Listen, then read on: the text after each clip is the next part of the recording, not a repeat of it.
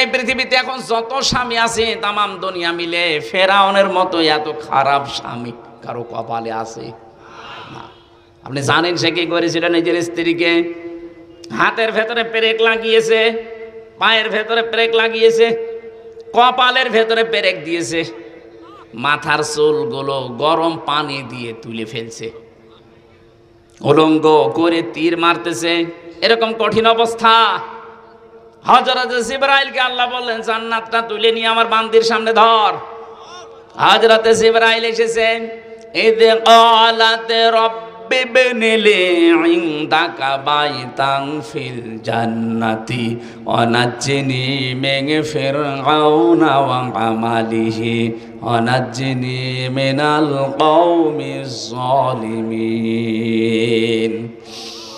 হযরত জিবরাইল এসে বললেন, আল্লাহর বান্দি, তুমি যে পরীক্ষায় অবতীর্ণ হয়েছো, ঈমানের এই পরীক্ষা দেখে আল্লাহ খুশি হয়ে জান্নাত পাঠিয়ে দিয়েছে তোমার জন্য।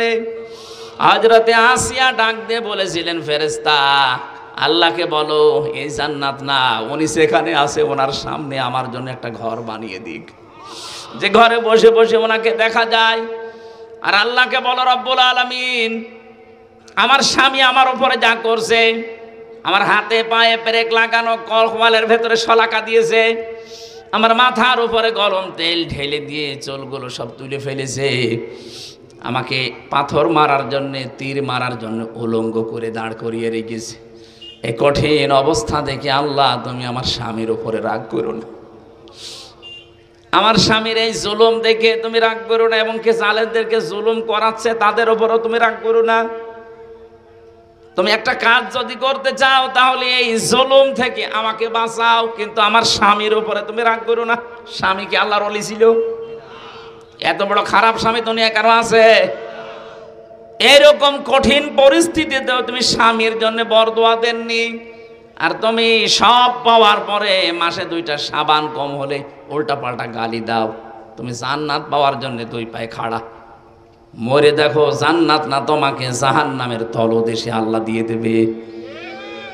বিশ্বনবী মেরাজ থেকে ঘুরে এসে বলেছিলেন, আমি মেরাজে মহিলাদেরকে 2টা কারণে জাহান্নামে বেশি দেখেছি। 1 নম্বরে কুফরি করা। সাহাবীরা বললেন, হুজুর ওরা কি কুফরি আল্লাহর সাথে করে? বলে না, স্বামীর সাথে। স্বামীর সাথে কুফরি করে কি করে? নাফরমানি করে স্বামীর সাথে, এইভাবে সব দিয়েছে সারা জীবন পুরুষটা। একদিন যদি বছরে একটা জিনিস কম হয় তখন খোটা দেয়। এরকম মহিলা দেশে নেই। আমি তো বাস্তব কথা বলছি ভাই। যাদের পরিবারে এরকম মহিলা আছে, ওর দুনিয়া শেষ, আখিরাতও শেষ। হয়তো কিছুদিন আপনি শান্তি শান্তি পাবেন দুনিয়ায় ভোগ করার জন্যে। আল্লাহ বলেন এগুলো দুনিয়ায় ভোগ করা জিনিস করে না, শুধু বিয়েতে ব্যবহার করবে বলে সোনা কিনতে আসে। এই চাপ দিয়ে দিয়ে যারা দুনিয়ায় স্বর্ণ কেনে, স্বর্ণের যাকাত দেয় না, শুধু রেখে দেয়।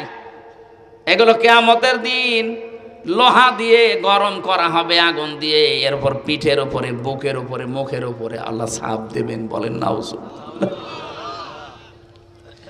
আপনার দুনিয়ায় যত সম্পত্তি আমরা দেখতে পাই না কেন, আপনার সন্তান বলেন, আপনার পঞ্জীবিত সোনা রূপা, আল খাইলিল মুসাওয়ামা, পৃথিবীতে যে সাদা কপালওয়ালা ঘোড়া, এখানে ব্যাখ্যা খাইলের ব্যাখ্যায় শুধু ঘোড়া না, আধুনিক তাফসিরে খাইল মানে এই যে প্রাইভেট কার, বড় বড় বাস যেগুলো দেখতেই, প্লেন বলেন, হেলিকপ্টার বলেন, যেগুলো দেখলেই চোখ চুড়িয়ে যায়, এগুলো সব এই খাইলের ভেতরে দ্রুত গতি সম্পন্ন যান।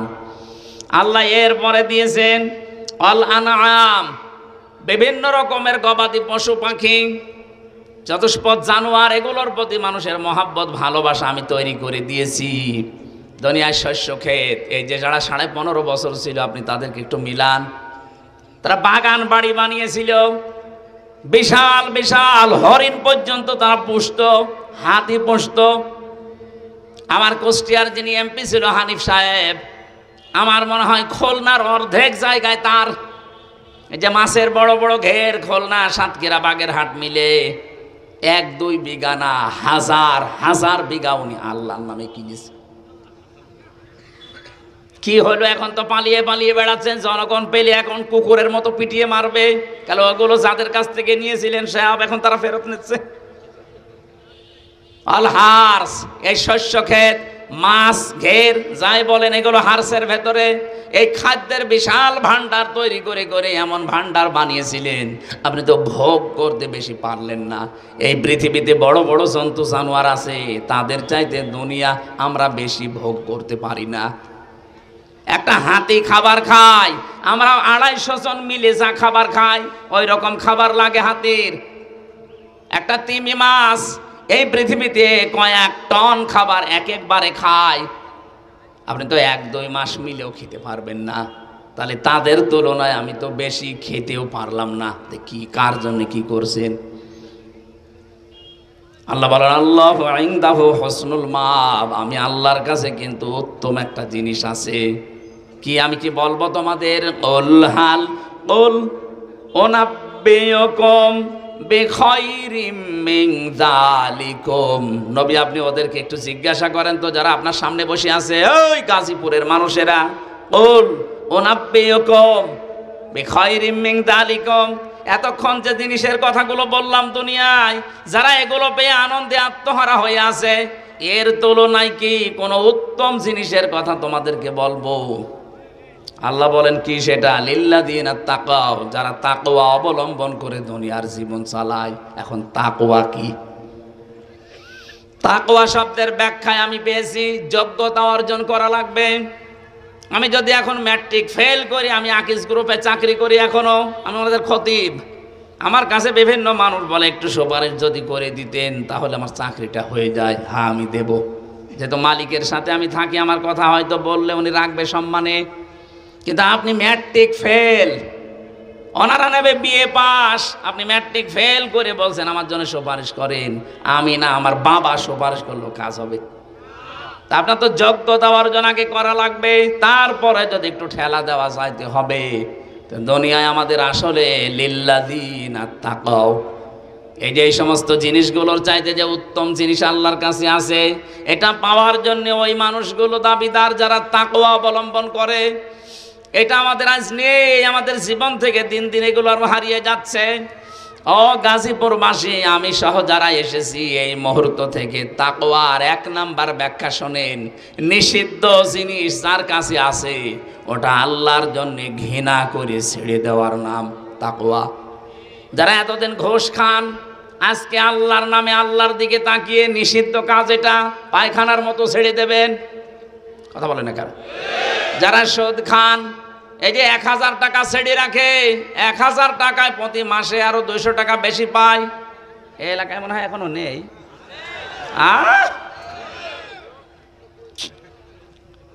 যারা 1000 টাকা ছেড়ে রাখে, মাসে আরো 200 টাকা করে বেশি নেয়, এরা মায়ের সাথে জেনা করছে। আরে নাউজুবিল্লাহ, তো এই প্যান্ডেলের নিচে এখান থেকে বের হয়েছে, আবার টাকা ছাড়বে। কথা বলে না কেন? আমি জানি এটা ওয়াজে বন্ধ করা সম্ভব না, এটার জন্য আইন দরকার। আর আমরা এইটাই চাচ্ছি, সামনে যারা আসবে তারা যেন এই আইন পাশ করে। এইরকম মানুষ পাঠানো লাগবে না। যদি আপনি পাঠান আনিসুল হকের মতো, আরো আল্লাহর আইনগুলো তুলে দেবে। যদি হাসান মাহমুদের মতো মানুষ পাঠান, ও শয়তান দেশটাকে আরো ধ্বংস করবে, সব শেষ করে দিয়েছে। এখনো শয়তানের কথাবার্তারা দেখেছেন, বলছে আমরা বিএনপির সাথে মিলে আন্দোলন করব গণতন্ত্র পূর্ণ উদ্ধারে। এর জবাই করা দরকার শয়তান। নির্বাচন ব্যবস্থাটা ধ্বংস করার পেছনে এই শয়তানগুলো দায়ী। এই আনিসুল হক একটা, এই হাসান মাহমুদ একটা। আর এখন বলছে এদেরকে টপ দিয়েছে, আমরা তোমাদের সাথে আছি গণতন্ত্র উদ্ধারে। আমরা এই টপে যদি দেশের যারা সাধারণ মানুষ যদি ওদের টোপে পড়ে, আবার আপনি 30 বছর আয়না ঘরে থাকবেন। আপনি টের পাননি আপনার মাকে এতিমের মাল আত্মসাতের মামলা দিয়ে বছরের পর বছর জেল খাটিয়েছে, অথচ সেই টাকার মামলা দিয়েছে, ওই টাকার কয়েক গুণ বেশি টাকা ব্যাংকে পড়িয়েছে। তারে তো আরো পুরস্কার দেওয়ার দরকার ছিল। এই মিথ্যা মামলা দিয়ে হিংসার বশবর্তী হয়ে তার জীবনটাই নষ্ট করে দিল। যে সাবেক 3 বারের প্রধানমন্ত্রী, এই দেশে সেনা প্রধানের স্ত্রী, প্রেসিডেন্টের স্ত্রী, এরপরও যদি তার এই অবস্থা হয়, এখন যদি আবারও কেউ ওই সন্তানদের ফাঁদে পা দেয়, আমার মনে হয় দেশটা আরো 30 বছর পেছিয়ে যাবে। তাকওয়ার ব্যাখ্যা একটাই, আসল ব্যাখ্যা এটা। দুনিয়াতে যেটা নিষিদ্ধ শুধু ছেড়ে দেবেন না, নিষিদ্ধ কাজগুলো ঘৃণা করে ছেড়ে দেওয়ার নাম তাকওয়া। সুতরাং যাদের মোবাইলে এমন এমন দৃশ্য আছে, এমন এমন গান সেভ করা আছে যেগুলো নিজে দেখলে আনন্দ লাগে, অন্য কেউ দেখলে আপনি লজ্জা পান, এটা ছেড়ে দেওয়া লাগবে। এই কথা বলছেন না কেন? বলেন বলেন। এরকম কিছু যদি মোবাইলে থাকে এক্ষুনি ডিলিট করেন, এক্ষুনি করেন। এখন থেকে ওয়াজের আমল হবে। কারা কারা ডিলিট করবেন হাত তোলেন তো। দেখি দেখি আপনার মোবাইল দেখি। ওই জয় দাঁড়িয়ালা, ওই মোবাইল নিয়ে আসো দেখি, দেখি কি আছে দেখি, তারপরে দেখি ওয়াজ। ও বাটন মোবাইল, এই জন্যে তুমি বলছো। গাজীপুর মানুষ চালাক আছে।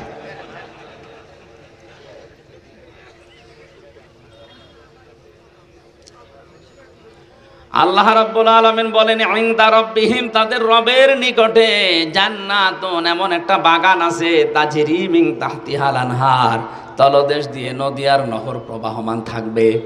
ও বাংলার মানুষেরা, দুনিয়ায় কিছুই যদি আমরা না পাই কোনো আফসোস নেই। মরণের পরে আল্লাহ যদি এই জিনিসটা আমাদের জন্য দিয়ে দেয়, আমার জীবন সফল। খালিদিনা ফিহা, চিরকাল থাকতে পারবেন। ওয়াজওয়াজুম মুতাহহারা, পবিত্র স্ত্রী আল্লাহ দান করবেন সেই মানুষগুলোর ভেতরে। এই যে মাসে 3 দিন 5 দিন 7 দিন না পাক, এটা থাকবে না। তাদের চেহারা এত সুন্দর করে আল্লাহ বানিয়েছেন, এত পবিত্র করে, যত রকমের পল্ল পোশাক তাদেরকে পরানো হবে, এই শরীরের ভেতর দিয়ে ক্যালসিয়াম পর্যন্ত পোশাকের মাঝে দেখা যাবে। আল্লাহ জীবনে যদি আমরা কিছু না পাই, অন্তত জান্নাতের একটু জায়গা হলেও আমাদেরকে দিও, বলেন আমিন। আল্লাযীনা তাতাওয়াফাহুমুল মালায়েকাতু তাইয়্যিবিনা ইয়াকুলুনা সালামুন আলাইকুম উদখুলুল জান্নাতা বিমা কুনতুম তা'মালুন।